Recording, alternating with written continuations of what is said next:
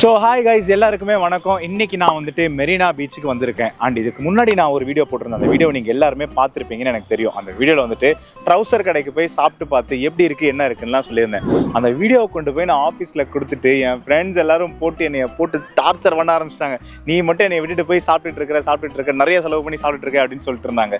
So அதுக்கு தான் வந்துட்டு நீங்கள் எனக்கு ஏதாவது ஒரு சேலஞ்ச் கொடுங்கடா பார்க்கலாம் அப்படின்னு கேட்டிருந்தேன். அப்போ தான் அவங்க ஒரு பிரில்லியண்ட்டான மூவ் ஒன்று பண்ணாங்க. உனக்கு உண்மை தெரிஞ்சு போச்சு, உன்னை விடக்கூடாது.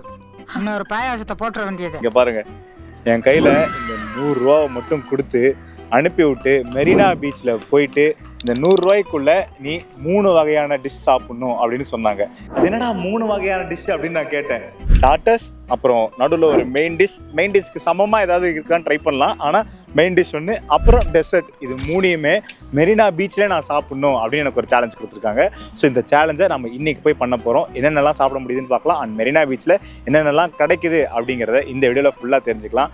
பட்ஜெட்டில் நீங்கள் வந்துட்டு என்னென்னலாம் கிடைக்கும் தெரிஞ்சுக்கணும்னா இந்த வீடியோவை கடைசி வரைக்கும் பாருங்கள். இன்னொரு முக்கியமான விஷயம் கைஸ், உங்களுக்குலாம் நான் சொல்லியே ஆகணும்.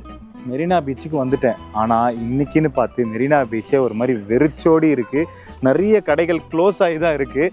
நீங்கள் பார்த்தீங்கனாலே தெரியும், ஏகப்பட்ட கடைகள் இன்னும் ஓப்பனே பண்ணல. அதுக்கு இன்னொரு மெயின் ரீசன் என்ன நினைக்கிறேன்னா, மழை வர மாதிரி இருக்குது லைட்டாக. அதுதான் மெயின் ரீசனாக இருக்குன்னு நினைக்கிறேன். ஆனால் இன்றைக்கி நான் எப்படியாவது அந்த சேலஞ்சை கம்ப்ளீட் பண்ணியே ஆகணும். ஸோ நான் ஒரு கடையாக தேடிட்டு போயிட்டுருக்கேன். நிறைய ஆப்ஷன்ஸ் இருக்குது ஸ்டார்டர்ஸ்க்கு. எந்த ஆப்ஷன் ட்ரை பண்ணலான்னு எனக்கு தெரியல. நடந்து போய்கிட்டே இருக்கலாம், ஏதாவது ஒரு கடை கிடைக்குதான்னு பார்ப்போம். கிடைக்கிற கடையில் எப்படியாவது நம்ம ஸ்டார்டர்ஸை இன்றைக்கி முடிச்சே ஆகணும். நானும் பயங்கரமான பசியில் வந்திருக்கேன், மதியானம் லஞ்ச் வேறு சாப்பிடாம. ஸோ போய் பார்ப்போம். ஸோ கைஸ், மெரினா பீச்சில் நடந்து வந்துக்கிட்டே இருந்தேன். நடந்து வந்துட்டு இருக்கும்போது தான் நிறைய ஃப்ரைட் ரைஸ் கடைகள் தான் நான் பார்த்துட்டு இருந்தேன். ஆனால் அந்த ஃப்ரைட் ரைஸ் கடைகளில் நான் போய் மெனுவை எடுத்து பார்த்தா ஸ்டார்டிங் ப்ரைஸே ஒரு 100 ரூபாய்க்கு மேலே தான் இருக்குது. 150 ரூபாயாவது இருக்குது. ஸோ ஆனால் நம்மளுக்கு கொடுத்துருக்கான பட்ஜெட் இன்றைக்கி பார்த்தீங்கன்னா வெறும் 100 ரூபா தான். இந்த பட்ஜெட்டை வச்சுட்டு நான் என்ன பண்ண போகிறேன்னு தெரியல. தேடிக்கிட்டே வரும்போது தான் நிறைய ஐஸ்கிரீம் கடைகள்லாம் இருந்துச்சு. ஆனால் ஐஸ்கிரீமை நம்ம ஸ்டார்டர்ஸாக சாப்பிட முடியாது. அங்கே பாருங்க ப்ரோ, பானிபூரி கடை இருக்குது bro. Super. Panipuri starters accept பண்ணிப்பீங்க தானே? அக்செப்ட் பண்ணி தான் ஆகணும்னு நினைக்கிறேன். ஏன்னா இங்கே ஒரு பானிபூரி கடை இருக்குது. வாங்க நம்ம போய் ஃபஸ்ட்டு அவர்கிட்ட எவ்வளோன்னு கேட்போம். எவ்வளோ பையா? 20. 1 மினிட் பையா. 20 ரூபாயா பானிபூரி. ஸோ நம்ம 20 ரூபாய்க்கு இன்றைக்கி பானிபூரி வாங்கி இதை நம்ம ஸ்டார்டர்ஸாக சாப்பிட்றலாம். Level 1 complete. ஸ்டார்டர்ஸ் வாங்கியாச்சு. பையாட்ட பானிபூரி எத்தனை பீஸ் பையா வரும்? 8 பீஸா? 20 ரூபாய்க்கு 8 பீஸ் கொடுக்குறாராம். ஓகே, வேல்யூ ஃபார் மணின்னு தான் நினைக்கிறேன். ஆவரேஜான ப்ரைஸ் என்னவாக இருக்கும்னு நீங்கள் சொல்லுங்கள், நான் தெரிஞ்சுக்கிறேன். ஸோ கைஸ், நம்மளோட 100 ரூபாயை முதல்ல செலவு பண்ண போகிறோம். இவர்கிட்ட நம்ம 20 ரூபாய்க்கு பானிபூரி வாங்கி சாப்பிட்டாச்சு. பானிபூரியும் நல்லா தான் இருந்துச்சு. ஸோ இந்த 100 ரூபாய்க்கு கொடுத்துட்டு அவர்கிட்ட நம்ம மீதி சேஞ்ச் வாங்கலாம். இந்தாங்க 20 மீதி. Okay, thank you. மீதி 80 ருபீஸ். இந்த 80 ரூபாய் வச்சு நம்ம வந்துட்டு ஒரு மெயின் கோர்ஸையும் சாப்பிட்ணும், அது இல்லாமல் ஒரு டெசர்ட்டும் நம்ம சாப்பிட்ணும்.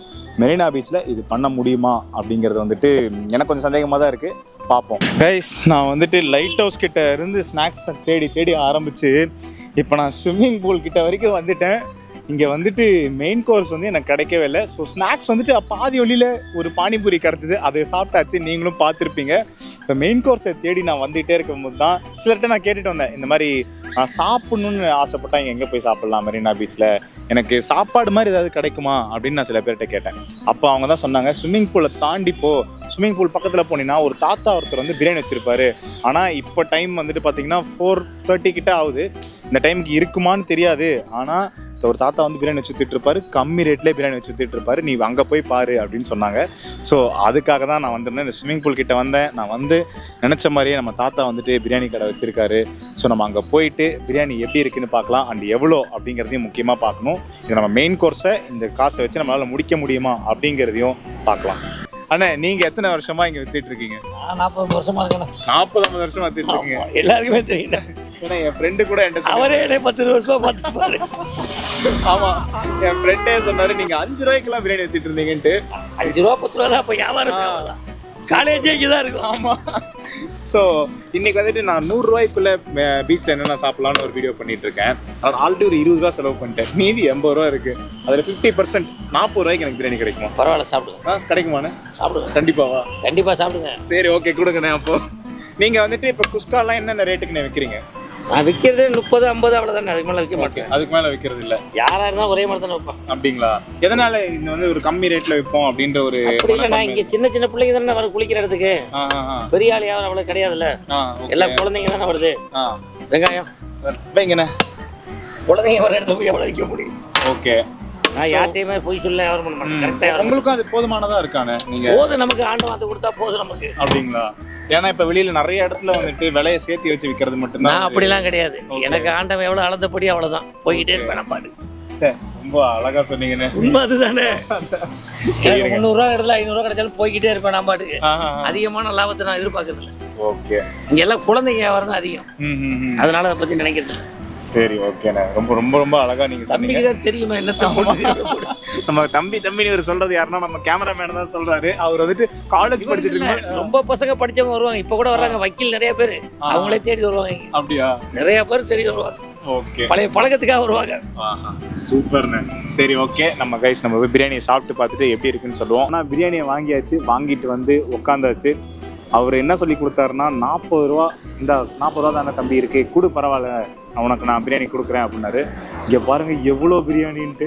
ஸோ இப்போ நிறைய பேர் வந்துட்டு SS ஹைதராபாத்தில் 250 ரூபாய்க்கு பிரியாணி விற்கிறாங்க, அது வந்து 2 பேர் சாப்பிட்லாம் அப்படிங்கிற மாதிரி ஒரு இதெல்லாம் சொல்லிட்டு இருக்காங்க. ஆன்லைனில் பயங்கரமாக ட்ரெண்ட் ஆகிட்டு இருக்கு. ஆனால் இவர் மெரினா பீச்சில் ஒரு 40 வருஷமாக வித்துட்டு இருக்காரு. அதுவும் வெறும் 40 ரூபா, 50 ரூபா, 30 ரூபாய்க்கு வித்துட்டு இருக்காரு. ஸோ அந்த பிரியாணி எப்படி இருக்குன்னு இன்னைக்கு நம்ம பார்க்க போகிறோம். ஆஹா,